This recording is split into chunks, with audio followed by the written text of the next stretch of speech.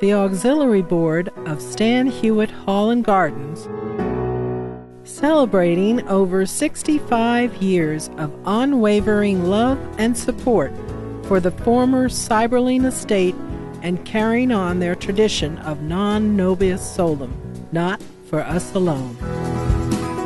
Dedicated to the mission of supporting the management of Stan Hywet Hall and Gardens, Inc., by interpreting Stan Hywet as a cultural and educational center by raising funds to provide all possible financial support and promoting volunteer services. The August 2024 Auxiliary Board meeting featured two very special presenters. First, author and project advocate Michelle Colopy, followed by project advocate Courtney Flint Zimmerman, P.E. Speaking about the Glendale Steps and Park Project, recorded in a carriage house meeting room at Stan Hywet on August 28, 2024. Okay, I know we have 3 guests in the room, so at the risk of boring everyone who knows me, let me just introduce myself. My name's Darby Ashelman, and I am the president of the Auxiliary Board. This is our first meeting of our year, so we've been off for 2 months. So welcome to our guests who are here, and welcome to everybody else who is here. Good to see you all after summer. We have a few people on Zoom. I do need to let the Zoomers know that the first part of the presentation is not on a flash drive, so you will not see it, but the second part of the presentation will be, and you will see that. So those of you that are online, if you could hang on, you will see part of it. Also, please mute your phones if you have not done that already. And for those of you at home, I know even if you're by yourself, you think we can't hear anything, but every noise you make, we can hear. So please mute, and that will help us.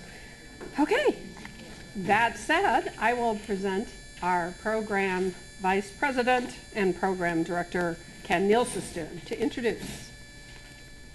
Thanks. You're welcome. Gosh, program director, it sounds like we're in camp, doesn't it? All right. Hang on a minute here. Usually I can do something with that. Yes. No, yes. No, it won't let me do that. I was going to mute one of our people here and it won't let me. Good morning. Today, we expected to have Dana Noel here to talk to us about the Glendale Steps and its tie to the Cyberlings. You saw that in the AB Times, which I'm sure you diligently read. At the last moment, not quite, I got an email that said, by the way, Ken, the real speakers are going to be Michelle Colopy and Courtney Zimmerman. So that's who's really here this morning.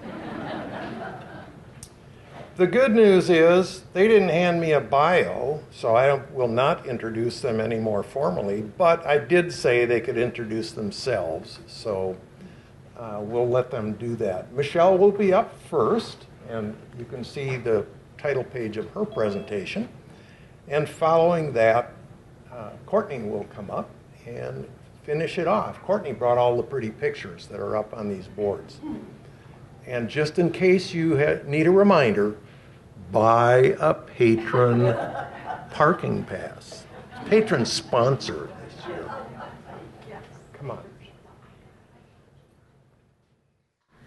So thank you and good morning, everyone. I believe you can hear me well enough? Okay, good, because I can hear it coming back. And I apologize for the folks on Zoom. They are recording this or filming this production so that you can see it later. I'm assuming online, shared wherever Stan Hywet shares their little videos. So I am Michelle Colopy, and I am the author of the local history book, Glendale Cemetery, the Living History and Dying Art. I got interested in Glendale Cemetery because of the sculpture, because it is a gorgeous rural park It really is. While yes, it's a cemetery, it is a gorgeous place to walk through, to drive through. So the connection here with what's going on with Glendale Steps, because the steps are outside of Glendale Cemetery, it is a lot of the history of the cemetery. Certainly, if you go down to the cemetery, huge area for the Seiberling family. You will see you up on the hill. It's overlooking the Memorial Chapel is where the Seiberlings are back there, with a lot of other very influential people at that time buried in the cemetery. The cemeteries are our history. So, and it includes the history of whether it's a flu epidemic, whether it is when immigrants were allowed to be buried there. It is the rich and wealthy who are buried there. It is also the politics of what goes on in a community as part of that cemetery. So what I want to show in my shortened version of my presentation about my book, this is a short version, is to connect it with the Glendale Steps and with the Seiberling family and with the politics in Akron that makes sometimes Glendale Step issues different. So that you have to realize, and this is my point here, is that the cemetery is connected to the steps, that the women are very influential throughout the history of Akron, of raising money and of making change. However, sometimes politics will often step on your feet. And thirdly is water will rule. Water will always win. No matter where we build in this city, water will rule. So I'm going to go into just a little bit of the history of the cemetery and cemeteries in the city, which is why this public cemetery was created. So we had some old cemeteries, we had private cemeteries. In 1837, the village council at the time, Akron Village, was Akron Village, they determined we need a public cemetery. Now, of course, today we think a public cemetery welcomes everyone, and even then, no, it did not. Because even the Irish who were building the canal had their own cemetery over where the railroad tracks ended up plowing through their cemetery. So not everybody originally could be buried, even though it was a public cemetery. Everyone's definition of public varied across history. So that when it was really the influence of Dr. Jedediah D. Cummins who inspired having a rural cemetery, and this is the hardest thing to keep in mind, is the rural cemetery was outside the city limits, the village city limits at that time. It was on the other side of the canal. It was almost in the country, hence the rural cemetery. Jedediah Cummins developed this because his son, I believe his firstborn, Pride and Joy, had passed away unexpectedly, very young, and he did not want to bury his son in a watery grave. If any, again, I mentioned water rules in our community, so that in many of the cemeteries, a grave would be dug, it would instantly fill with water, based on the soil types we have. So he looked for drier land, and certainly the hills and valleys of where Glendale is, you're going to have drier land, and he wanted to bury his son in a non-watery grave. So he went to the state legislature. Cemeteries have to be petitioned to be developed because it's at set-aside land. It has specific rules. And they got the Akron Rural Cemetery developed in 1839. So the history from 1839 really tells you so much about our community, and that's what I really loved. Interestingly, he ended up putting his son in a mausoleum. He didn't put him in the ground. So that's the Cummins Mausoleum, which, as nature will do, that hillside is slowly just kind of consuming that mausoleum. But it's not one of the more flashy ones. It was a very simple one. There are some gorgeous mausoleums. You will feel like you're walking down ancient Rome sometimes, going down what I call Mausoleum Way, that main road. But it was due to really Dr. Jedediah D. Cummins wanting a safe place to bury his son. Now, the second main influence was Mary Ingersoll Todd Evans. She was the sister of a governor. And she, at the time, she said in the Beacon Journal article in the 1860s, she was one of the oldest citizens of the community, and she took it upon herself to make change at the cemetery. Because what she found after the Civil War is that residents were using the cemetery as a shortcut because the city was growing west. So they were coming from the Exchange Street area, cutting through the cemetery. They'd bring their trash and dump it outside the cemetery. They would knock over the headstones. They would steal the flowers. They were basically doing things that cemeteries have suffered since cemeteries developed, of the living desecrating the graves of the dead. Now, I personally don't want that karma. I don't know why anyone would do that, but they do. So she actually mobilized through the Beacon Journal at the time. She wrote this wonderful letter to the Beacon, to Sam Lane. If anyone knows any history, Sam Lane was everything in this community. He was a sheriff, he was a reporter, he was a general store owner, he did everything. He's the one who supposedly has a meteor as on his grave. Not really sure if it is, but we'll give it to him. So she wrote this letter and to the Beacon, trying to inspire the women of the community to come and help her to, in a sense, maintain the cemetery, beautify the cemetery, and protect the cemetery from the very residents who surrounded the city, or surrounded that cemetery. There certainly was opposition, and people were just aghast that we were going to raise money to build a house for someone to live at the cemetery. Oh my gosh. It was just blasphemous. 100 years later, someone wrote a very similar letter when the cemetery wanted to host orchestra concerts at the cemetery. They said it was blasphemous. Like, oh my God. There are times I believe in reincarnation. That person in the 1980s was reincarnated from this person in the 1860s. Same language. So 40 prominent women joined Mary Ingersoll Todd Evans in her cause. 40 prominent women. And they made a big impact. They held musical entertainments, these blasphemous activities. Keep in mind, this is after the Civil War, 1868. So they raised $159. Now, you know those the ice creams and the cakes were pennies. So that was a lot. But they raised all of this money by doing so many different social events, cultural events. And of course, the men were astonished that the women did this and that people came out to do it. When I say we want to give the meteor to Sam Lane, this is why. There was a handsomest man contest, and John Buckle got 700 votes, and Joy Pendleton just got 200, but Sam Lane only got 1 vote. So we'll let Sam Lane think he has that meteor on his grave. Let's just move on. Give it to the guy, you know?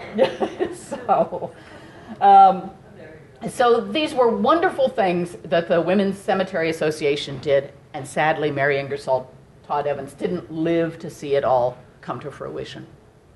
But due to her and the 40 prominent women and all of those strong, motivated, citizen-focused, community-focused women, that they were able to build the Caretaker's Lodge, that blasphemous house for someone to live there, and care for the place. They certainly did 23 years of work, whether it was building bridges, selling flowers, beautifying the grounds, restoring tombstones, building the lodge, the chapel, the bell tower, and then, of course, they are now on the National Register of Historic Places, all of those buildings.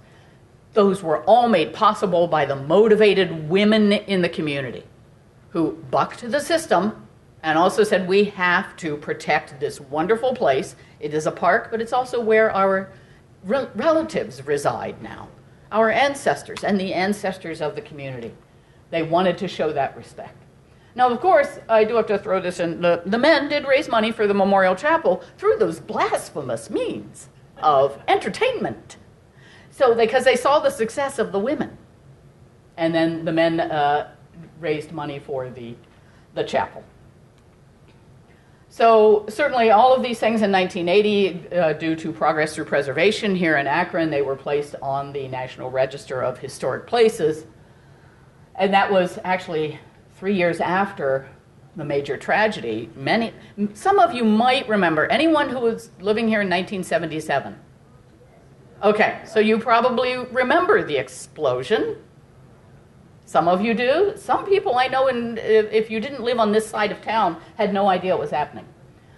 But just a little more history, which also gives context also to what Courtney's going to be talking about.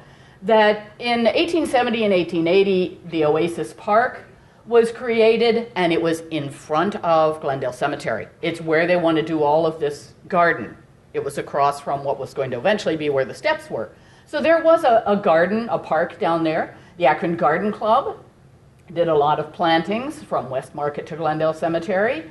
And there was over 2,000 plants were planted until the city turned that program, that project into a playground.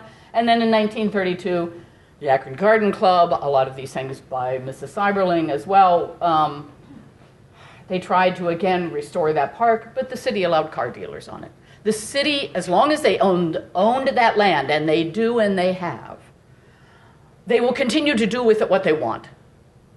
I have made many warnings to the group that land has to, if it is to be a park in perpetuity, if it is to be protected as part of that continuation of the beauty of the Glendale Cemetery, of the joy of those steps coming down from the neighborhood up top, someone else needs to own the land, not the city. Because the city, historically, has always taken back whatever good things someone has done. But it takes a group of, I will say, women to be motivated, to encourage, to make those plans and make that change. So in 1892, the rural cemetery became Glendale, named after the street. Certainly Glendale Avenue itself, again, because of the city and politics of them wanting to buy houses along that road, and the Miller family lived there, and the Miller family wanted a fair market price, and the city didn't want to pay it. So the Miller family put a fence across Glendale. The city then condemned the land along there. So there's a lot of things that have been done manipulating Glendale, the cemetery, the land in front of it, to do the bidding of whoever had the money. So it's interesting how around the cemetery, the livings, in a sense, do a lot of stuff outside of it. Certainly the gates were finally closed, which cut off the neighbors and others going through it. There was a Highland Abbey in 1929 that was proposed, but of course, if we know our history, the Depression happened, no more Highland Abbey. That project just disappeared. They were not going to put that one in. So, of course, this is a very current recent picture of the Glendale Steps. Yeah, a lot of utility lines. Were you guys going to have those buried? That's a question you can answer later. But not sure if you can. But certainly another garden is being proposed. But to the last part of my kind of 3 points of the politics of women being involved is water will rule. Is that Glendale Cemetery originally, before we put in the roads, before we put in the storm sewer, and it is for storm water as well as sewage, it's a combined storm sewer. I think all of us know about the Akron combined storm sewer project. We've been dealing with it now for a couple decades. So when the sewer system went in through here in the 1920s, that they took the Swan Lake and Willow Lake and the stream, which was a natural water system, they put it into the sewer. And to a point I understand it, but because during hot weather and things in the summer, when horses would go through there, again, it's all that trespassing. When in the late 1800s, horses would leave their manure, and then the rain would wash it into the ponds, and then things would get nasty. And so I understand it to a point, but it would be great if we had a stream through there now with those little ponds, because we know how to manage natural water systems. That, and we don't have, beer wagons pulled by horses going through the cemetery anymore. But keep that in mind, because they followed that, since this is part of a natural spring, the city, in putting in the sewer system, followed that natural water course, because water will win.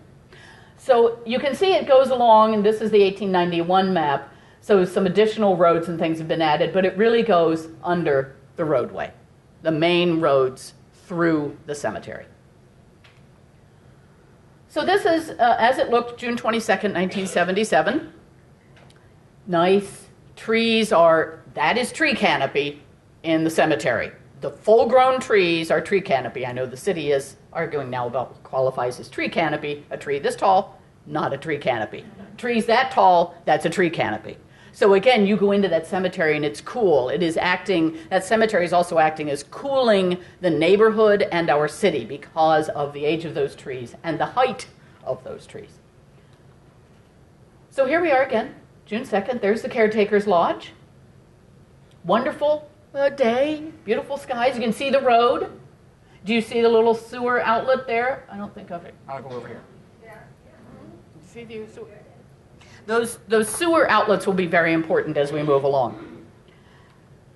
So there we are the next day. There was an explosion in the sewer caused by what started with a labor strike in the rubber industry and the Patch Rubber Company out on Waterloo Road. Now, most of us, we all live here, we know where Waterloo is in relation to where Glendale is, but it's upstream. So, and that was before there were the rules of if you have a floor drain in an industrial complex, it has to go into a separate thing, not into the sewer. Well, then it went right into the sewer. So a disgruntled worker opened the valves on some chemicals and let it pour into the floor drain. So then the floor drain went, oh, okay, let's just, here's some chemicals, that's nice, let's just follow gravity. There were reports of people's toilets catching on fire because those fumes would come up through the toilet and someone would throw their cigarette in the toilet and then it would just, blow up. So there were a lot of comments kind of along the trail that were warnings, something is not good. So when it got to the low point at Glendale Cemetery, it was a catalytic converter on a police car on Exchange Street just over the sewer that heated up the gases and then made it explode. So it was the gases that exploded. And thankfully there were a lot of sewer outlets, manhole covers and things, utility covers, so that took a lot of that explosive force. But you can see that clear up at the top, you see where the top of that sewer cover is, that outlet is. And those things are a couple of 100 pounds. So there was a lot of force that came out, but at the same time, some of it just, that pipe that was too small from the 1920s and 30s, that took the brunt of everything. So you can see how it just blew out the whole casing even, not just the lid. It blew out the whole casing. This force. There it is on Cedar Street. You can see where it blew out through the roadway. So again, if you didn't drive that, and back then that's when we had those major one-way streets. We've changed it now somewhat with Exchange and Cedar to get the rubber industry workers out of downtown. So those were main thoroughfares. The city had to get those fixed. Instead, they're standing around going, yep, that's a hole in the road. I don't know why city workers, anybody will stand, there's always a picture of a couple of guys, yep, that's a hole in the floor. Okay, I think we can tell. I don't know, that's something to ponder in a discussion with your women friends. Would women stand around in the middle of a street and go, yeah, that's a hole in the ground? So you can see down through the cemetery that, and this happened again at like 2:30 in the morning. Neighbors around the cemetery, some of their windows did shatter from just the force, that concussive force. But all this sewage, millions of gallons per hour of sewage and water is going through this system. Plus, again, that natural spring constantly feeding it. So this is after it's gotten dug out a bit, because had the sewage backed up, it would have been a major health crisis for the western part of Akron. Because again, this stuff flowed from Waterloo Road. So thankfully, and I came to meet Bill Wilkerson, who was the project engineer at the time. He worked for the city. I met him after he retired. He's now 93. Wonderful fellow. He was the best person. He was in the right place at the right time to take on this project. He didn't have approval from the city. Nobody knew when they'd get paid, but he called 4 contractors. They all came down. They started doing work. And they were working 24/7.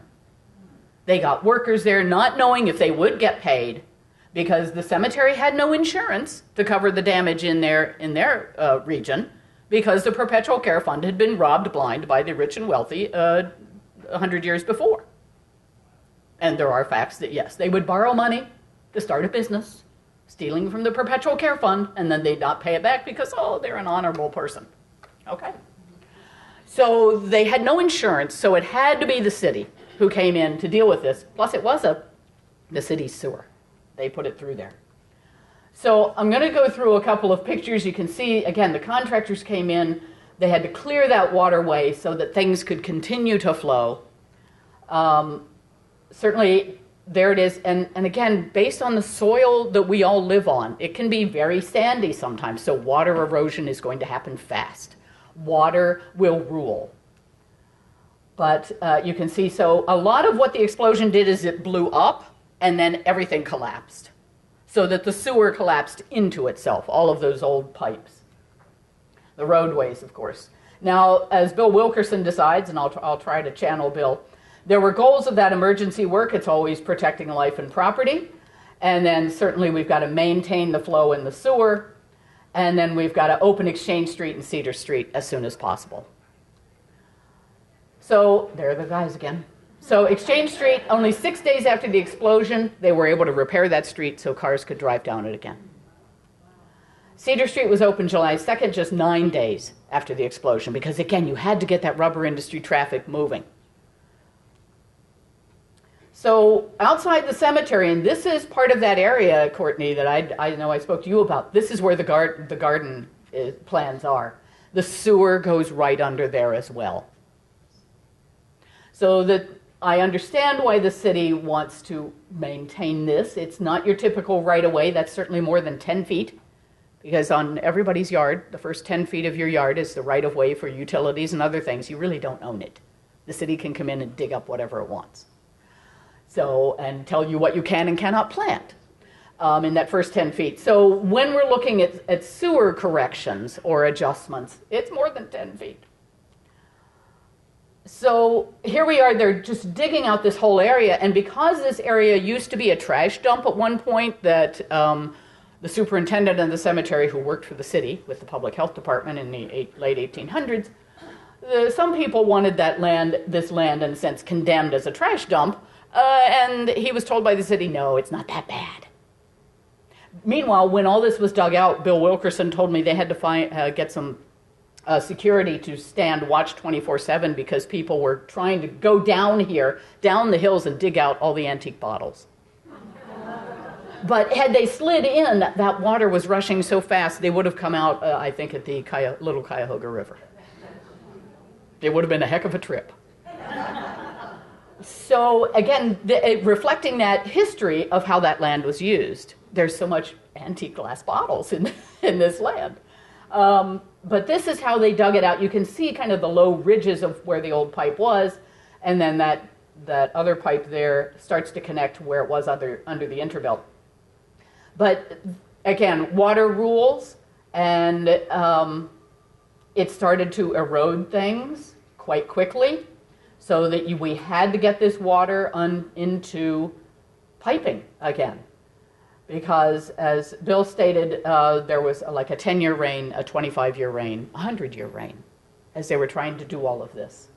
So you see it's just getting wider and wider. They even had to go to New Jersey to get steel sheeting to put in to protect the land around the mausoleums and things from eroding, because we didn't have enough steel sheeting in our community, so they had to go to other states. But you can see how just so much is eroding, and water will rule.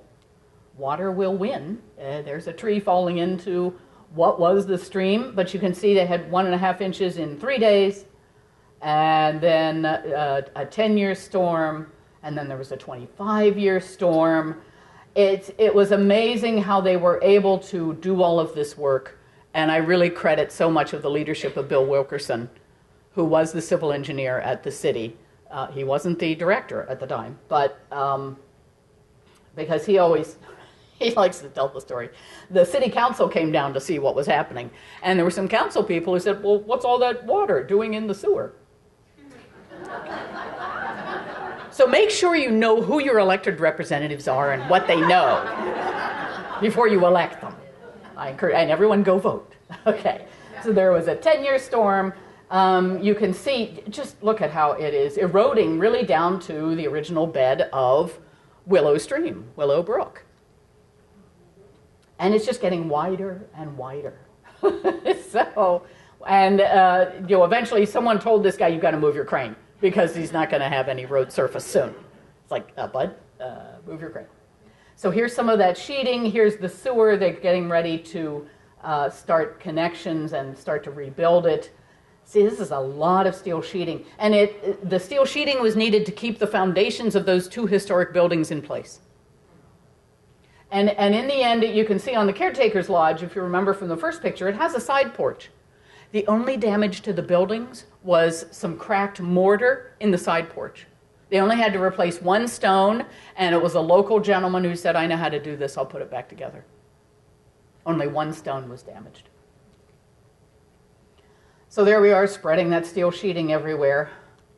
So, and it was certainly the help of John Seiberling, who was our state rep at the time, and he helped to just, he represented us in Congress, but he helped to move things through. He didn't rush it. Nothing was done in violation of the rules or guidelines. It's just there was a health emergency, and could the plans get reviewed by Ohio EPA and the federal EPA in a timely manner so we could start work to not have this open sewer, in that sense, through the community. And it got approved. This is then the new pipe they put in. Should be big enough to handle things. Even as the city has grown, should be big enough to handle things. But this is now then, that is the box sewer that they're connecting to that's under the inner belt, and then they're connecting this one. So a lot of this is under where that garden is going to be. So then they've restored things. And again, that was a lot to fill in. They had to lay all that new pipe. And it is at least all under the street, the roadway and the cemetery, but you can see how much erosion happened. How much they just had to tear into everything. And you won't see any of these scars now. This happened in 1977 because trees have grown. They are now tree canopy status. But there we are at the front entrance. So it's wonderful, the work and the leadership that Bill Wilkerson did as a city as a civil engineer first and a city worker second. He did not necessarily wait for approval. He said, "We have to do something." And he just called the contacts he had, and the contractors came out, and the local contractors were there for the city. And that's what's important, saving this beautiful cemetery. So all the new roadways, there really was only some damage to some of the chapel windows, but and they were afraid there might be flooding, so at one point they had sandbags around the basement mausoleum, because you don't want sewage backing up and flooding the mausoleum. And you can see they haven't put the side porch on yet, but it does later get built. So this is from 1977, the restoration after that explosion, because water will rule. But it takes certainly a dedicated group of people. Many times it is women. I think we all know that in our lives. That it is the women who will stand up and say, this is what's needed in our community, because there's that strong community focus. It's about that family sense.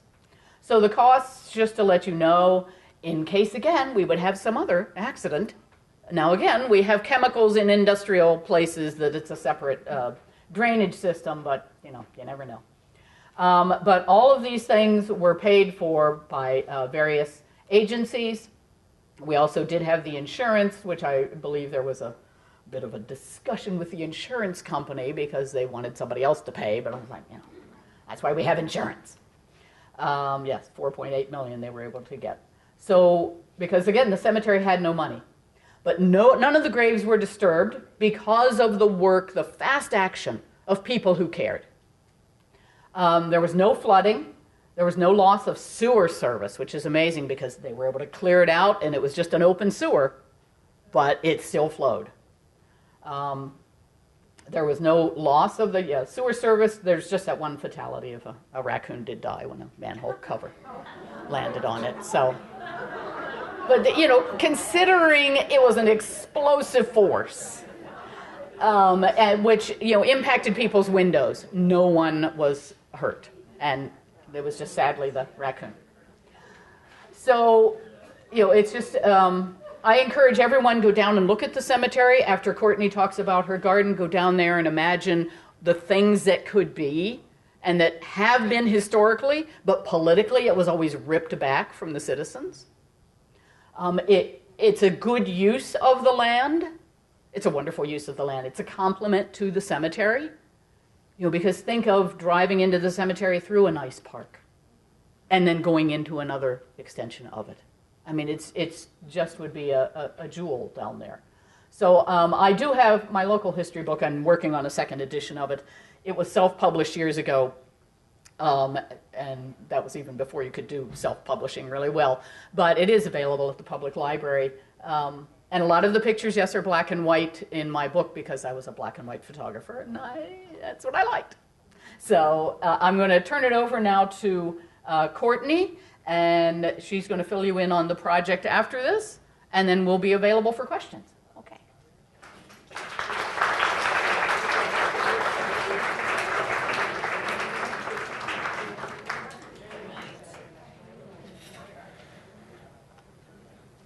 Okay, that was easy.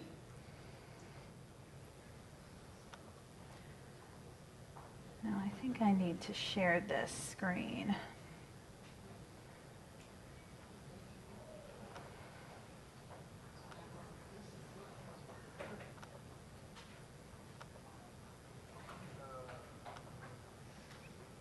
Okay.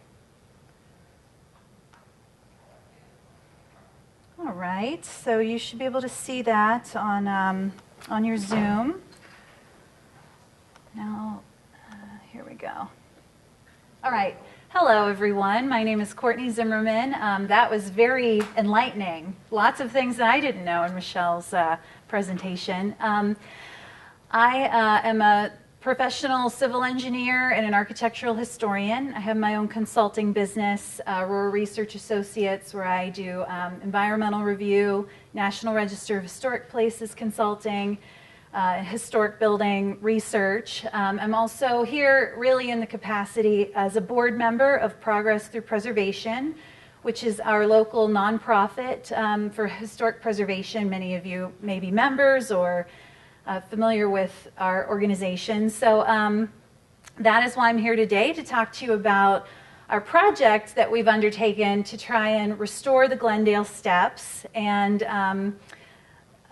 also the Glendale Park, which is what Michelle has been talking about at the entrance of Glendale Cemetery. So I'll just give, we're going to focus on the steps themselves first. That is the first part of our effort with BTP, is to restore the steps, get the work done, to get these kind of freshened up and stabilized. They are structurally stable. They're in good condition in that respect. They just need a little bit of love and a good historic mason to come in and fix them up. So that's the first part of our focus as an organization, is to get the construction documents and the funds raised in order to restore these steps. And then in the future, hopefully, they'll be part of this entire area around Glendale Avenue that's a really lovely place for the community to come and an asset to the city. So let's just start with some basics about the steps themselves. These are a set of 242 sandstone steps in the Romanesque Revival style. They were designed by Warren H. Manning, who of course was the landscape architect for Stan Hywet, and worked with the Cyberlings on many projects, including Fairlawn Heights, subdivision, the design of that. So of course a nationally and internationally renowned landscape architect. So he had a very close relationship with the Cyberlings, and Gertrude Cyberling was the president of Akron Garden Club, and so that was one of the Garden Club's causes, was to make the entrance into Glendale Cemetery a beauty spot and to just improve it and try to do something with this chronically neglected area. So that is why Warren Manning was involved in this. So he had done in 1929 some designs which we have not been able to locate hit any of the documents related to Manning's original design.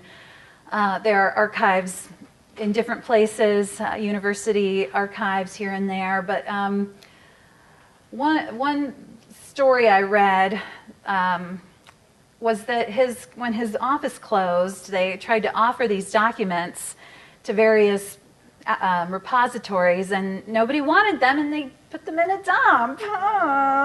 So we keep trying to see what we can find, but at any rate, the steps link Glendale Avenue and Walnut Street, which is at the top. Glendale Avenue is at the bottom. So they were designed in 1929. They were not constructed until 1936, 1937, when they were able to finally get funding through the New Deal, through the Works Progress Administration. So they were constructed then, and then they kind of just, they've just been there.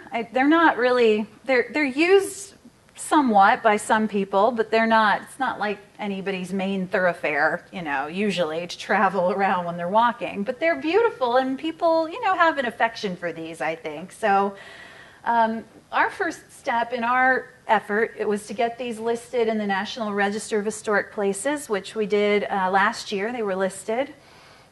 So that makes us available, or opens us up for some state and federal grant money as we move forward with our fundraising.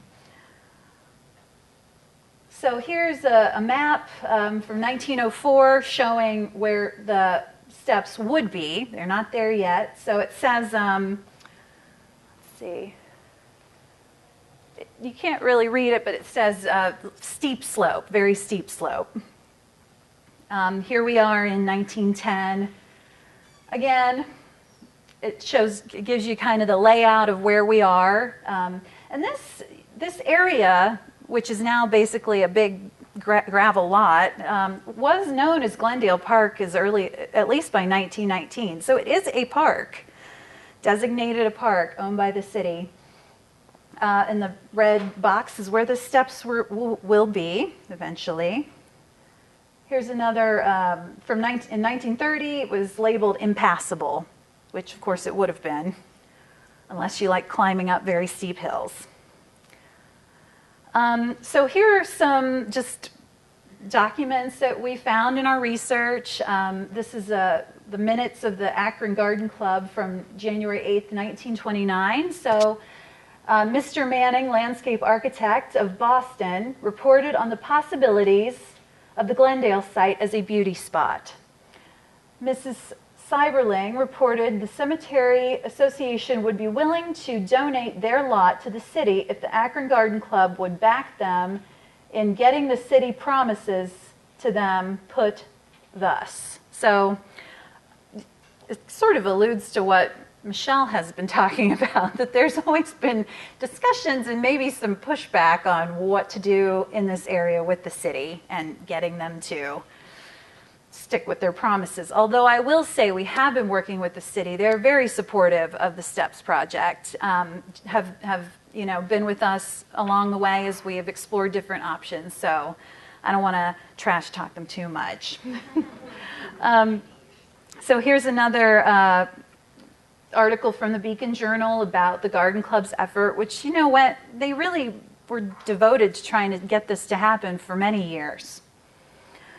So finally, here we are, 1937. It was completed. And the article is, it's a little salty about it. They're talking about, oh, well, no one knows how much this really cost, and well, we don't know if anyone will actually use these. So, it could have been a little bit more positive in this article about it. But this has a lot of interesting detail about who worked on the steps, which were local masons, which there weren't that many that were qualified. So it talks about that. I can happy to share this with anyone who's interested. So there we are, 1937, and then in 1965. More parking than park, literally. I guess that's a play on words, literally. So by 1965, it was definitely not considered the beauty spot that the garden club had hoped it would be, unfortunately. So here we are currently. The steps are still there. I mean, this craftsmanship, these curved walls, they're just so elegant. Really, if you look at the stones themselves, they're hand tooled. You know, they would finish them in the field and build them. And in 1937, imagine just hauling all of these stones and creating this. They're really, they're monumental and very just, I think, fun to see and to be there. So we really want to highlight these. And I lived in Washington, D.C. in my 20s, and there's a place there called the Spanish Steps, which is sort of the same. It's like this formal staircase, pedestrian staircase, not as big as these, but it's just a place where everyone goes. If you're walking around, you just go there and you hang out. And that's my personal vision for the steps is if you're getting engaged, if you're getting your prom pictures, your wedding photos, any kind of special occasion, if your boyfriend says, let's go to the Glendale Steps, you know you're getting engaged. That's what I want these steps to be to our community. So I'm going to share with you, so we worked with an engineering firm called, a landscape design, engineering, and architecture firm, MKSK, out of Columbus. They have a studio within their company where they do pro bono work for community projects like this. And so they took us on as one of their projects, which is wonderful. So So they're more focused on Glendale Park. You know, the steps, it's fairly straightforward. You get a contractor to tell you what it costs, and then you raise money, then you do the work. So we kind of know where we're going. Although, you know, keep in mind, when we come asking you for money, how wonderful this project is. But the MKSK came and did 2 sets of public meetings. Everyone was invited from the community to come and give their feedback on what they would like to see happen with this space. So it was a really interesting kind of collaborative experience with this design team. So I'll just kind of take you through. I don't know how to get rid of these. Let me get rid of these things. Hide video panel. I don't know. All right. Let's see. So this is the results of their community public meeting input, and then what they have come up with. I also have my displays here. You can come take a closer look afterwards. So they were asked. Participants were asked which 3 park components you were most likely to use out of a various set of options. So the top 3 were celebration of history and preservation, walking paths, and pollinator gardens. And they had people draw or describe what their ideal day in Glendale Park would be like. So some of the things that people indicated were connecting to the city, places to sit and relax and just be in nature, a connection with the Glendale Steps, picnics surrounded by green space, and so on. So these are some of their design dichotomies, they called them, that they have in mind when they're thinking about what their design is going to look like. So we have the past and the future together. We have the formality of the Glendale Steps, but also the relaxing nature of a park and nature. We have architectural features, but also the natural world together. And then we have peaks and valleys, so high ground and low ground. So I'll just kind of, a lot of this is kind of technical design stuff. So I'll just kind of run through these, but they have included walking paths, streetscape improvements, a oh, a connection with the Ohio and Erie Trail, which comes very close to this area, it would be silly not to, you know, funnel people and make this a destination for people on the trail. And so here is one of the concepts. It's not anything crazy. It's beautiful, but it's simple. It's not a huge space. We need to maintain parking. We have some, they have a water feature and a Birch LA, which is their link to Manning and his work here. And then they have a gateway for the cemetery end, as well as a gateway or connection plaza that interfaces with the Glendale Steps. So here, it's just an example of a water feature. It might not look exactly like this, just an example. Oh, and there are these old garage little buildings on the west end. So those could come into play as well. I mean, that would be a nice place to have a ice cream shop or a bike shop or something, who knows. There's a pavilion. And here's the Birch LA, pollinator gardens. And here's just an example of what would be an entry gateway, sort of just a place to welcome you into the park. So here's another, you know, again, I'm not going to belabor these, but I will. Let me also be clear that this is a design exercise. So this is not the final design. This is not even funded.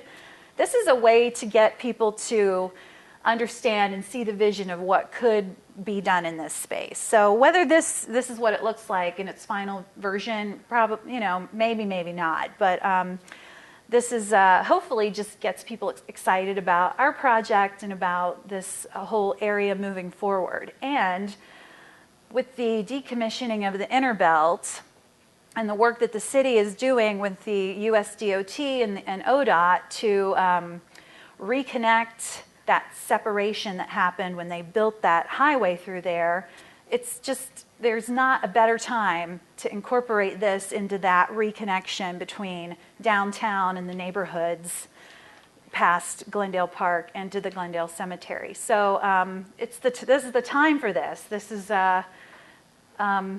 it's an exciting time for our city, and we're just really hoping to, you know, get as much community support and let everybody know about our efforts as much as we can. So yeah, we'll just. I think I'm going to stop there. We're almost at the end. We're almost at 11 o'clock, so we can open it up for questions. Yes? I just wanted to tell people that I was really impressed. He used to teach Anthony Warren, used to teach at St. B, and he had students clean up those steps for the last couple of years. And I just think they're a small piece of community doing that. And I think that's wonderful, because I have relatives in the chapel, and I have relatives with balls and mausoleums throughout there. And I love to run through there. I've seen the ballet there. I've seen the symphony there, which they didn't like 100 years ago. So it's a beautiful place. And I commend you for doing this. I really do. Yeah, Anthony was a member of our board, and thank you. Yes.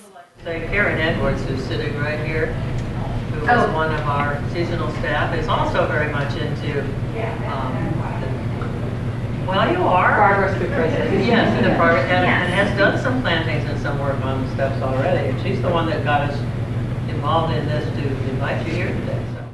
Yeah, Karen has been an advocate of the steps for, you know, many, many years now, and that's what's kept them going and maintained to the extent that they have been. Just the locals who care about them coming and putting the sweat equity in and taking care of them. You have a question? Maybe whimsical, but could Cadillac Hill somehow be included in this whole, the world famous Cadillac? Yeah, absolutely. I mean, that's its own Akron landmark. So whether we include it on signage or, you know, call attention to it, I think we're open to all possibilities. Any questions for Michelle?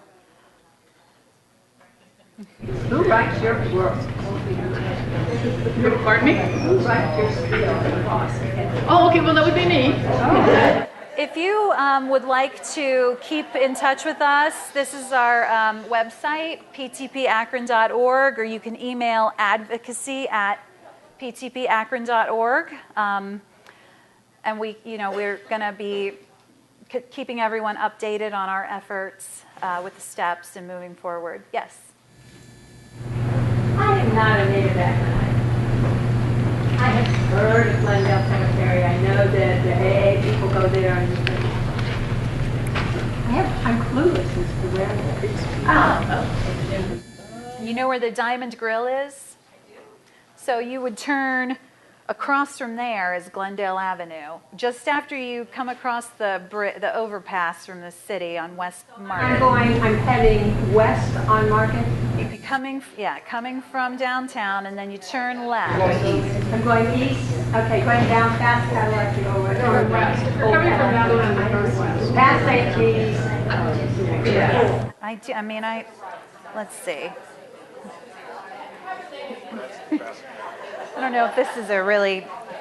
Here's a 1910 map to help you out. But this is Market right here, right? Yeah. Yes.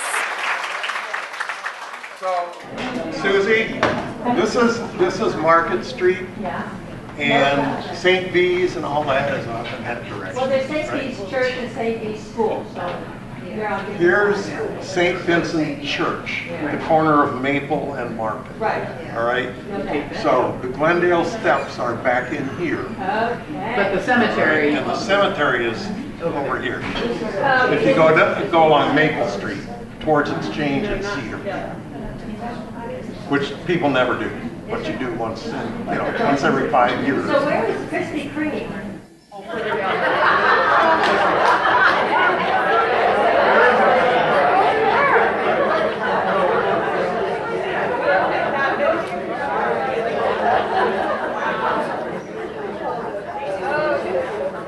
All right, Michelle and Courtney, thank you very much. It's been great fun.